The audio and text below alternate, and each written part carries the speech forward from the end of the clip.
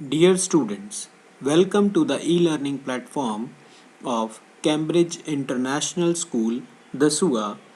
I am Kamaljeet Sharma, PGT Accountancy, teaching accountancy for grade 11th and 12th in Cambridge International School, the SUA. This session is for the subject of accountancy for grade 12th commerce. This is chapter number 7, that is accounting for partnership firms, death of a partner.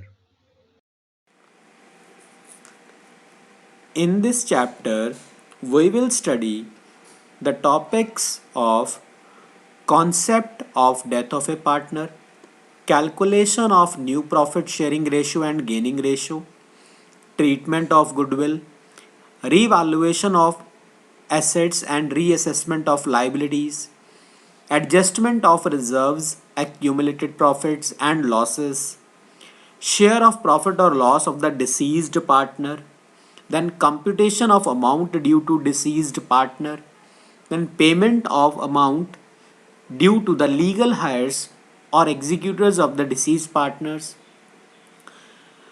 preparation of deceased partner's capital account and executor account. Students, this chapter is very much similar to the previous chapter, that is retirement of a partner. So let us revise what we have done in our previous sessions. सबसे पहले हम start करेंगे new ratio calculate करना. New ratio calculate करने के दो ही cases हैं इस चैप्टर में. व्हेन अ पार्टनर रिटायर्स और dies and nothing is mention about the profit share of remaining partners in a new firm. It means कि क्वेश्चन में आपको ये बता दिया जाएगा कि किसी एक पार्टनर की या तो डेथ हो गई या वो पार्टनर रिटायर हो गया. और अभी आता है हमारा second case. When a partner retire or dies and his share is taken over by remaining partners in a particular ratio. Let us see the example. A, B and C are partners. Ratio 3 is to 2 is to 1. B retires and his share is taken up by A and C in the ratio of 2 is to 1. अब हम सीखेंगे gaining ratio calculate करना. It is as simple as that. The sacrificing ratio. Sacrificing ratio अगर minus में आती थी तो हम उसको गेनिंग बोलते थे. अब अगर गेनिंग माइनस में आएगी इसका मतलब हम उसको सेक्रीफाइसिंग बोलेंगे. सेक्रीफाइसिंग रेशियो का फॉर्मूला क्या था? Old ratio minus new ratio. Obviously gaining ratio में उल्टा हो जाएगा, new ratio minus old ratio. So gaining ratio का फॉर्मूला आती है हमारी treatment of goodwill. Treatment of goodwill का भी रिटायरमेंट में बहुत ही सिंपल केसेस हैं. आपको सिर्फ ये देखना है, दो ही पार्ट है. When goodwill already exist on the books of the firm और goodwill does not exist in the books of the firm. अगर गुडविल ऑलरेडी एग्जिस्ट करती है तो वही हमारा accounting standard 26. First of all old goodwill must be written off. And next, अगर goodwill already exist करती है बुक्स में तो हमें क्या करना है? वही अकाउंटिंग स्टैंडर्ड 26 फॉलो करना है. अगर कुछ भी नहीं लिखा हुआ, in the absence of any given information in the question, first of all old goodwill must be written off in their old ratio. तो जनरल एंट्री क्या करेंगे आप? ओल्ड पार्टनर्स कैपिटल अकाउंट या करंट अकाउंट. करंट अकाउंट तब लिखेंगे जब Capitals fixed हो. वो क्लियरली लिखा होगा. कुछ नहीं लिखा तो आपने old partners capital account debit करना है. अब आप फर्स्ट केस देखो इसका, ट्रीटमेंट ऑफ गुडविल का. द एग्जाम्पल क्वेश्चन इज कि ए बी सी पार्टनर्स है, ratio 3 is to 2 is to 1. Goodwill पुरानी कितनी एग्जिस्ट कर रही है? 60,000. और बी रिटायर हो गया और फॉर दिस पर्पस इसके लिए गुडविल हमने वैल्यू की 90,000. अब आप जनरल एंट्रीज करने के लिए बोला जा रहा है क्वेश्चन में आपको. अब आप क्या करोगे? सबसे पहले पुरानी गुडविल राइट ऑफ करनी है. पुरानी गुडविल कितनी है? 60,000. अब ये वर्किंग नोट देखो आप. Calculation of new ratio. New ratio बहुत ही सिंपल केस है, पहला वाला first case. Old ratio given है 3 is to 2 is to 1 और सिंपली बी रिटायर हो गया तो आप ये समझो हमने बी का शेयर बीच में से हटा दिया तो बाकी क्या बचा? 3 is to 1, जो कि किसका बचेगा? ए और सी का शेयर बचेगा. गेनिंग रेशियो का फॉर्मूला क्या होता है? New ratio minus old ratio.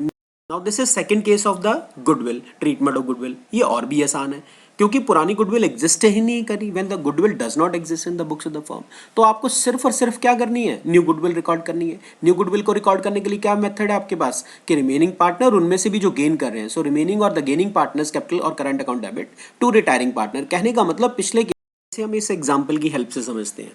A B C partners, ratio 3 is to 2 is to 1. B retire हो जाता है.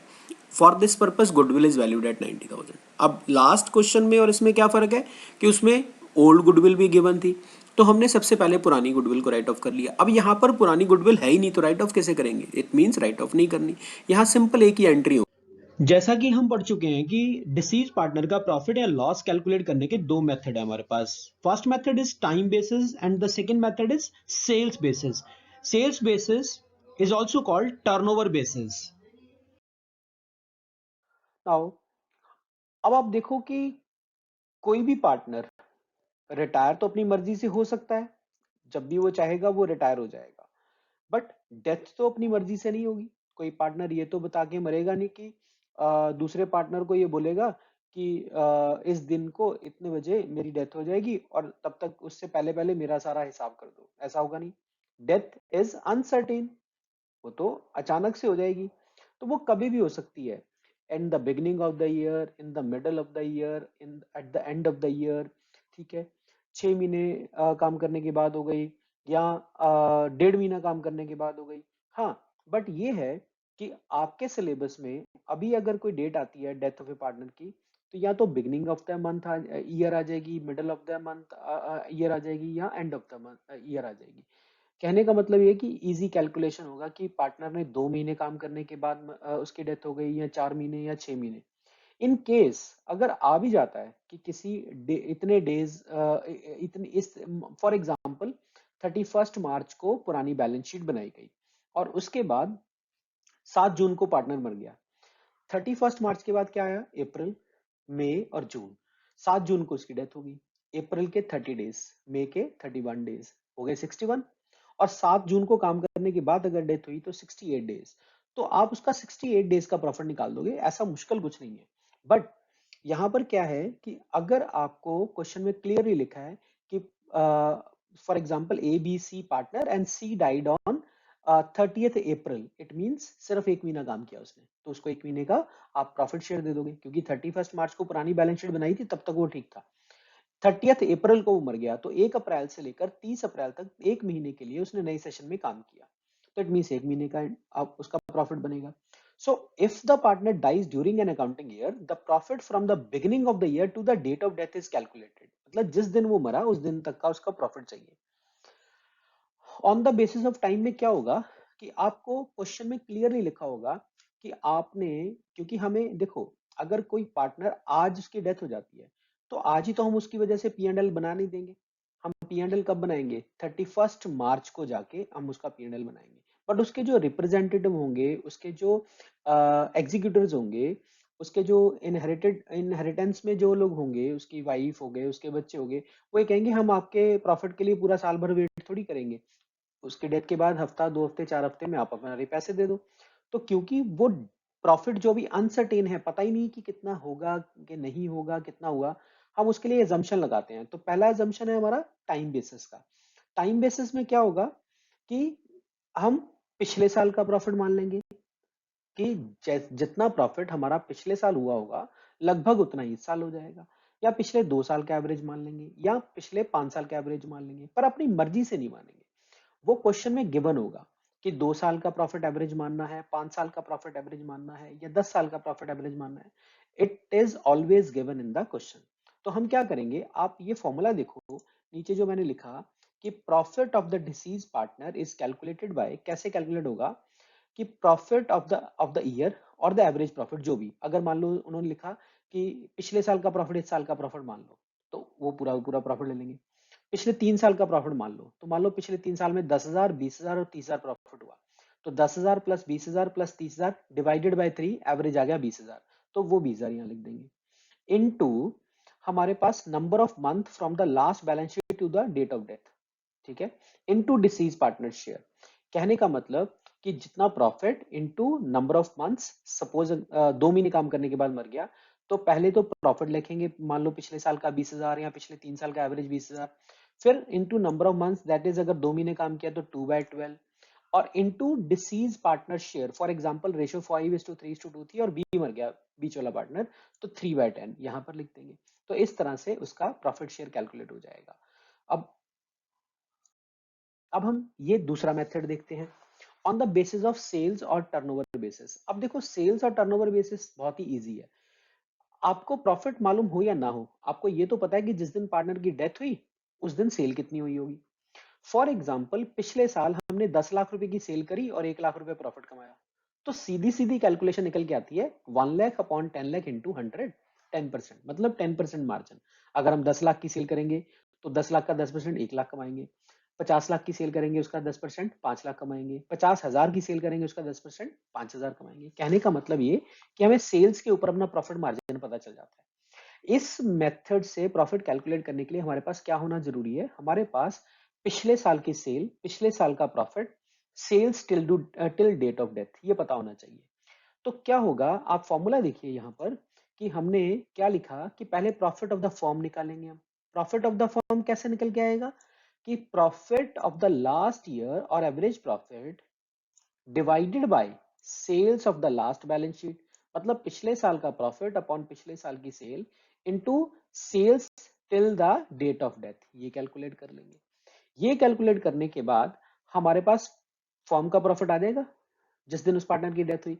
अब उस प्रॉफिट में से हमने उसका profit of the deceased partner का मींस मरने वाले पार्टनर का शेयर कैसे कैलकुलेट करेंगे, जो ऊपर हमने ये वाला प्रॉफिट निकाला, ये ठीक है, इसी प्रॉफिट को हम यहां पर लिख के जो डिसीज पार्टनर है उसके शेयर से क्या कर देंगे, मल्टीप्लाई कर देंगे। So this we will get with the help of on the basis of sales और टर्नओवर बेसिस फॉर्मूला। दोनों ही केसेस में की एंट्री क्या होगी, profit and loss suspense account debit to deceased partners capital account. Suspense word इसलिए लिखेंगे क्योंकि अभी तक हमें पता ही नहीं कि वो प्रॉफिट होगा या नहीं होगा। जब एक्चुअल में आफ्टर 31 मार्च हम बैलेंस शीट बनाएंगे या सॉरी P&L बनाएंगे, तब हमें जब जाके पता चलेगा कि एक्चुअल प्रॉफिट कितना हुआ, उसमें से ये सस्पेंस वाला प्रॉफिट हम माइनस कर देंगे। अब हम एक एग्जांपल लेते हैं। रवि, अजय और राकेश आर पार्टनर्स। रवि, अजय और राकेश ये पार्टनर है। रवि, अजय और राकेश पार्टनर है और प्रॉफिट शेयरिंग रेशियो कितना दिया हुआ है, 3:2:1। Ravi died on August 30th August 2012. His profit, his share of profit from the beginning of the accounting period till the date of death is decided to be calculated on the basis of average profit of last 4 years। तो आप क्या करेंगे, पहले पिछले साल का average निकाल लेंगे। पहले साल का कितना है, 22,000, 22 प्लस 18 प्लस 14 प्लस 24,000 सब जोड़ लो और उसको 4 से डिवाइड कर दो। ये देखो नीचे कैलकुलेटेड है कि profit of the 4 years divided by 4, आपके पास कितना प्रॉफिट निकल के आया, 19,500 इज द प्रॉफिट निकल के आ गया। अब क्या था, profit till date of death into time period into profit share, उससे कैलकुलेट करके क्या निकल के आया, 4,062 रुपए, 4,062 रुपीज 50 पैसा। उसकी आपने एंट्री कर देनी है profit and loss suspense account debit to Ravi's capital account. ठीक है, Ravi is the deceased partner, तो रवि के कैपिटल अकाउंट में हम इसको ट्रांसफर कर देंगे। Next one is second example, देखो कि पी क्यू आर तीन पार्टनर हैं। Here P Q and R are partners in a firm, ratio is 2:1:3। R की डेथ हो जाती है 29 जुलाई को। Sales of the firm for 31 March, पिछले साल की सेल कितनी है, 1.5 लाख रुपए, 1,50,000। और पिछले साल का प्रॉफिट कितना है, 22,500। Sales between 1 April to 31 July amounting 65,000 rupees, 65,000 रुपए की सेल है, आपको कैलकुलेट करना है। अब हमने क्या करना है, ये मिस प्रिंटिंग हो गया है यहाँ पर, it is 31 July, it is 31 July. Now पिछले साल की सेल है 1,50,000, पिछले साल का प्रॉफिट कितना है 22,500, और sales till the date of death 31 जुलाई तक कितनी है आपकी, 65,000। So previous year profit upon previous year sales into sale till the date of death into share of deceased partner, simple calculation. पिछले साल किया प्रॉफिट ले लिया, पिछले साल की सेल ले ली, इस साल की sale till the date of death और प्रॉफिट शेयर कितना निकल के आ गया पार्टनर का, 4,875। आपने सिंपल जर्नल एंट्री पास कर दी, profit and loss suspense account debit to R's capital account because R is the deceased partner. तो 4,875 की आपकी कैलकुलेशन हो जाएगी इस प्रॉफिट की डिसीज पार्टनर की। बहुत ही सिंपल है, आपको अपनी बुक टीएस ग्रेवाल में से जो इसके क्वेश्चंस हैं वो सारे कर लेने। जो भी कंफ्यूजन होगी, प्रॉब्लम होगी, वो हम डिस्कस करके at the end of this chapter सारे डाउट्स एक दिन एक क्लास में ले लेंगे। So now we will start the treatment of accumulated profits. At the time of death of a partner, there may exist some accumulated profits or losses for which adjustments should be made to avoid disputes among partners. These accumulated profits or losses may be distributed among partners or to carry forward in the books as the partners decides.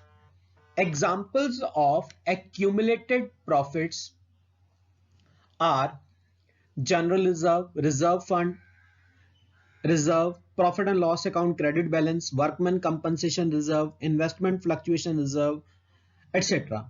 And examples of accumulated losses are advertisement suspense account, profit and loss debit balance, and deferred revenue expenditure. Accumulated profit वो profit होते हैं जो कि partners ने अपने past profits में से कुछ पैसा बचा के रखा हुआ है बिजनेस में for the future contingencies. At the time of death of a partner, जिस पार्टनर की डेथ होगी उसके एग्जीक्यूटिव्स जो होंगे वो कहेंगे कि उस प्रॉफिट में जो कि बचा के रखा हुआ है पास्ट प्रॉफिट्स पास्ट ईयर्स में से उसमें से उसका हिस्सा दे दो. अब ये हमारी मर्जी है, मतलब पार्टनर्स में आपस में म्यूचुअल अंडरस्टैंडिंग के हिसाब से पार्टनर्स की मर्जी है कि वो जो रिमेनिंग पार्टनर्स उनकी बात कर रहा हूं, रिमेनिंग पार्टनर्स वो अपना एक्यूमुलेटेड प्रॉफिट आगे बुक्स में कैरी फॉरवर्ड करना चाहते हैं या नहीं करना चाहते. अगर तो वो आगे कैरी फॉरवर्ड करना ही नहीं चाहते फिर तो बहुत ही आसान हो जाता है कि simply accumulated profits to be distributed among all the existing partners including the deceased partner in their old ratio. पुरानी रेशो में सब पार्टनर्स में बांट दो, खत्म हो गया. एक्यूमुलेटेड प्रॉफिट हो चाहे लॉस हो वो पार्टनर्स में बांट दो. एंट्री हो जाएगी accumulated profit account debit to all partners including deceasing partner in their old ratio, distribute कर दिया. और अगर लॉस होगा तो all partners debit to partners capital, all partners debit to accumulated losses. So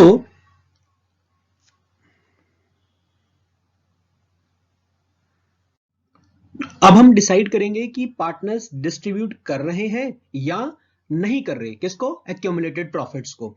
अगर partners decided to disturb, distribute और alter the accumulated profit, तो जैसा कि मैंने बोला कि सारे पार्टनर्स जो है वो रिजर्व को ओल्ड पार्टनर्स ओल्ड रेशियो में डिवाइड कर लेंगे. और अगर कहते हैं कि नहीं डिस्ट्रीब्यूट करना तो फिर उसको हम फर्दर आगे कैसे करेंगे, कैसे बुक्स में दिखाएंगे, उसके लिए हम एंट्रीज करेंगे. When partners decided to distribute the accumulated profit, तो जैसे मैंने पहले एंट्री बताई accumulated profits account debit to old partners capital और current account. अगर कैपिटल्स फिक्स्ड है तो करंट अकाउंट. और अगर वो डिसाइड करते हैं कि डिस्ट्रीब्यूट नहीं करना तो simple gaining partner debit to sacrificing.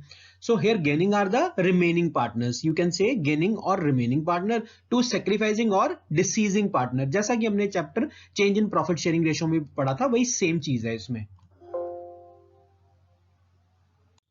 जैसा कि हमने पढ़ा एक्यूमुलेटेड प्रॉफिट के बारे में, वैसे ही एक्यूमुलेटेड लॉसेस भी अनडिस्ट्रीब्यूटेड लॉसेस हैं. For example deferred revenue expenditure, advertisement suspense account या प्रॉफिट एंड लॉस अकाउंट का डेबिट बैलेंस. इनको भी अगर पार्टनर्स डिसाइड करते हैं कि डिस्टर्ब करना है या डिस्ट्रीब्यूट करना है तो उसको हम डिस्ट्रीब्यूट कर देंगे. और अगर पार्टनर डिसाइड करते हैं कि इनको डिस्टर्ब नहीं करना तो हम वही सेम एंट्री जो कि नॉट टू डिस्टर्ब वाली एंट्री है वो करेंगे. जैसे कि when partner decide to distribute, मतलब अगर लॉस डिस्ट्रीब्यूट करने हैं तो सारे पार्टनर्स इंक्लूडिंग डिसीजिंग पार्टनर वो डेबिट हो जाएंगे टू एक्यूमुलेटेड लॉसेस. और अगर पार्टनर डिसाइड करते हैं not to distribute the accumulated loss, in that case हम क्या करेंगे, सैक्रिफाइसिंग टू गेनिंग. प्रॉफिट में क्या होता था, गेनिंग टू सैक्रिफाइसिंग. यहां क्या हो जाएगा, सैक्रिफाइसिंग टू गेनिंग. मतलब वही कि सैक्रिफाइसिंग मींस यहां पर क्या हो गया, डिसीजिंग पार्टनर मतलब मरने वाला पार्टनर जो मर गया है उसका कैपिटल अकाउंट हम डेबिट करेंगे. और to gaining partner means remaining partner, remaining partners को क्रेडिट कर देंगे. अब आता है हमारा revaluation of assets and reassessment of liabilities. At the time of death of a partner, all the assets need to be revalued and all the liabilities to be reassessed because the market or the current value of these assets and liabilities may differ from their book value. So to avoid any dispute in near future, it is good to revalue all the assets and reassess all the liabilities. अब आपको पता ही है कि जब भी कभी reconstitution होगा partnership का, रिवैल्यूएशन अकाउंट बनेगा ही बनेगा. रीवैल्यूएशन अकाउंट का मतलब क्या हो गया, सारी एसेट्स को रीवैल्यू किया जाए, दोबारा से उनकी वैल्यू चेक की जाए, मार्केट वैल्यू, और दोबारा से लाइबिलिटीज को रीअसेस किया जाए कि एक्चुअल में हमने कितना पैसा देना है मार्केट में। सो रिकॉन्स्टिट्यूशन का मतलब अगर change in profit sharing ratio होगी तब भी हम रिवैल्यूएशन अकाउंट बनाएंगे, एडमिशन ऑफ ए पार्टनर होगा तब भी, रिटायरमेंट होगा तब भी, और अब अगर डेथ की बात आती है तब भी रिवैल्यूएशन अकाउंट बनेगा ही बनेगा। और ये रिवैल्यूएशन अकाउंट सारे ही चैप्टर में सेम तरीके से बनेगा, वही same. Revaluation account is a nominal in nature, सारे एक्सपेंसेस लॉसेस डेबिट में आएंगे, सारे इनकम्स एंड गेन्स क्रेडिट में आएंगी, सेम एंट्रीज रहेंगी। बस हमेशा ये बात याद रखना है आप लोगों को कि रिवैल्यूएशन का जो भी प्रॉफिट या लॉस होगा हमेशा ओल्ड पार्टनर्स ओल्ड रेशियो में ही डिस्ट्रीब्यूट होता है। अब हम एंट्रीज के बारे में थोड़ा सा पढ़ लेते हैं। अगर देखो एसेट्स की वैल्यू इंक्रीज हो जाती है तो सन्ड्री एसेट टू रिवैल्यूएशन, ठीक है। जब रिवैल्यूएशन नॉमिनल है, जब भी प्रॉफिट होगा रिवैल्यूएशन क्रेडिट होगा, जब भी लॉस होगा रिवैल्यूएशन डेबिट होगा।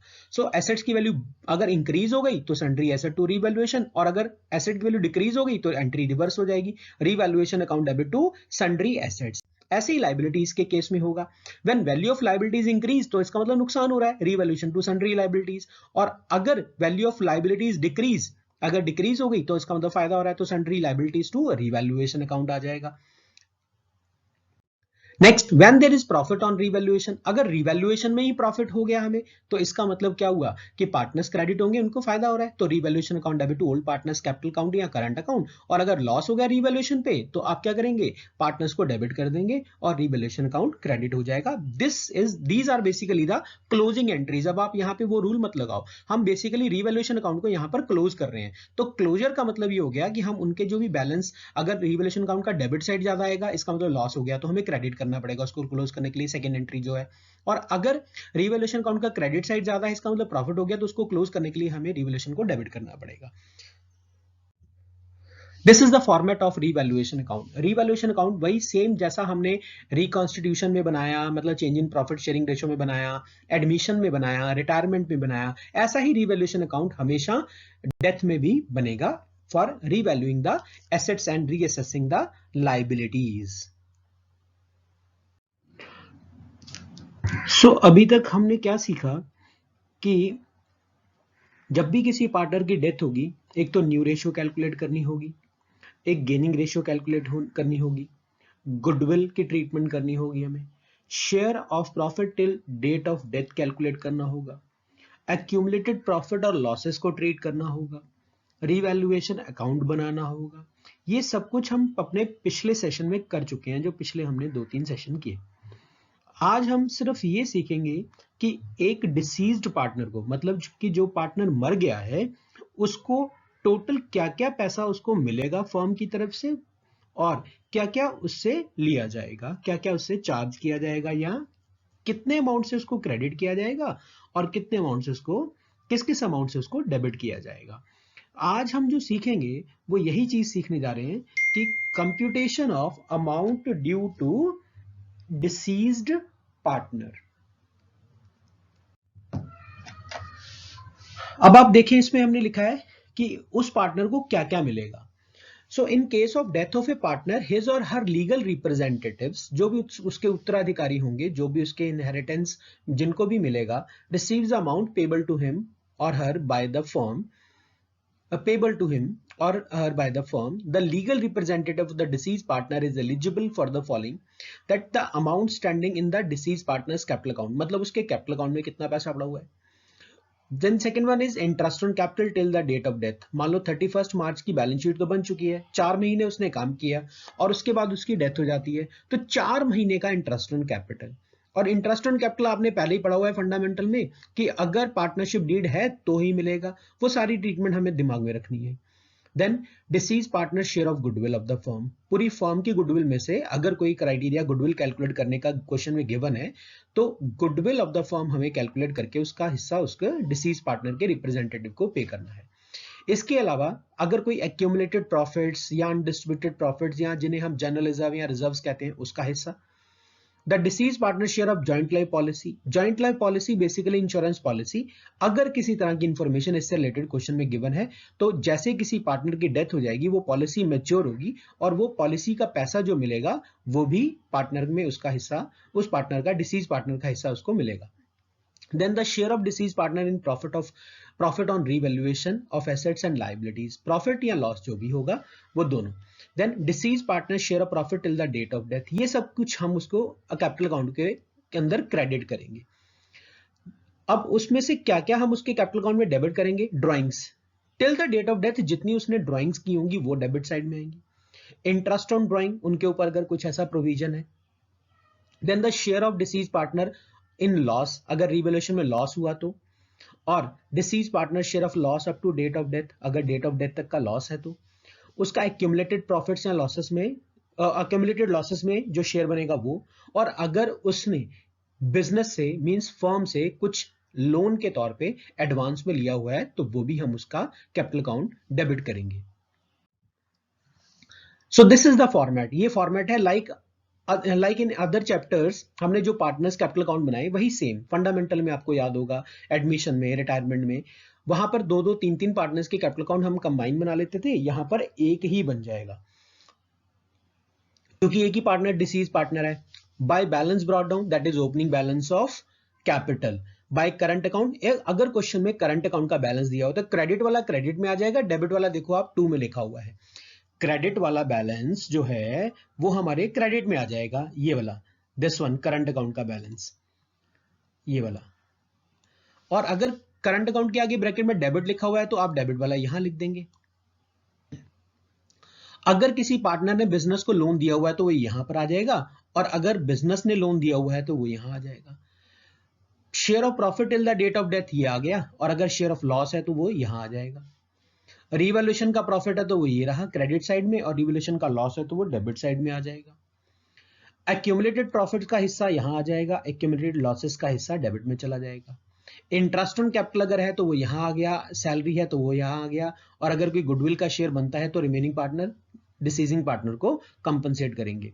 इसके अलावा ड्राइंग्स आ गई, इंटरेस्ट ऑन ड्राइंग्स आ गई. गुडविल, अगर पुरानी गुडविल एग्जिस्ट कर रही है तो उसे आप राइट ऑफ करेंगे. उसके बाद जो भी amount total of debit side minus total of credit side, और जो मिसिंग फिगर आप टोटल अमाउंट यहां पर लिख देंगे. जो मिसिंग फिगर निकल के आएगी, this is the amount due to partners capital account, ये सॉरी पार्टनर्स एग्जीक्यूटर अकाउंट, उसके एग्जीक्यूटर अकाउंट में ट्रांसफर कर देंगे. This is the balancing figure, means total of credit side minus total of debit side. So इस तरह से हमें ये सारी चीजें नेक्स्ट सेशन तक ये सब कुछ आना चाहिए. न्यू रेशियो कैलकुलेट करना आना चाहिए, गेनिंग रेशियो कैलकुलेट करना आना चाहिए, गुडविल की ट्रीटमेंट पता होनी चाहिए, रिवैल्यूएशन अकाउंट बनाना आना चाहिए. देन इसके अलावा एक्यूमुलेटेड प्रॉफिट या लॉस की कैलकुलेशन आनी चाहिए. इसके अलावा हमें अपना share of profit till the date of death वो कैलकुलेट करना आना चाहिए. तो अगले सेशन में हम एक कंप्लीट क्वेश्चन भी करके देखेंगे जिसके अंदर at the time of death of a partner उसको जो भी अकाउंट टोटल हमें बनाने पड़ेंगे वो सब हम बनाएंगे. सो स्टूडेंट्स, इस सेशन में हमने ये पढ़ा कि किस तरह से हम एक्यूमुलेटेड प्रॉफिट्स और लॉसेस की ट्रीटमेंट करेंगे, और हमने रिवैल्यूएशन अकाउंट बनाने के लिए जो भी कॉन्सेप्ट्स थे वो अपने एक बार रिवाइज भी किए.